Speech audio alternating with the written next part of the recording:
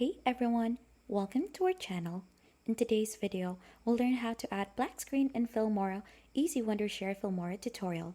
So for us to be able to begin, just open the Filmora app onto your device. Right after, import the media or clips that you want to use. So as you can see, I have different clips already in here, but if you haven't onto your end, click onto import media in here to browse onto your different files, or simply drag and drop the images, videos, or clips that you want to use. Right after you have added them, it's time to add them here onto the timeline by clicking onto the plus icon in here. So as you can see, I've added some already in here. And to start adding a black screen, for instance, you want to add the black screen here onto the first part. The first thing that we need to do is to turn this icon off. So this one is the magnetic timeline. So if you go ahead and remove one video in here, it will automatically snap to the other one since it is a magnetic video. So we're going to remove that one out, and we're going to go ahead and highlight both of this and put a space here onto the first part wherein we want to add a black screen. So as you can see, it will add a black effect first before turning on the video.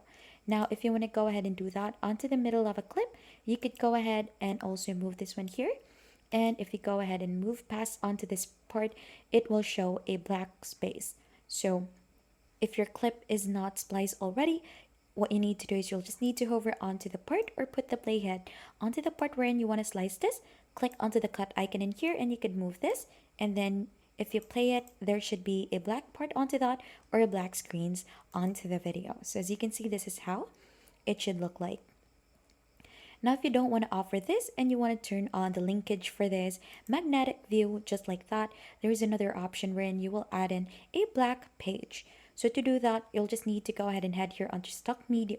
Under stock media and Filmora in here offer a free black screen.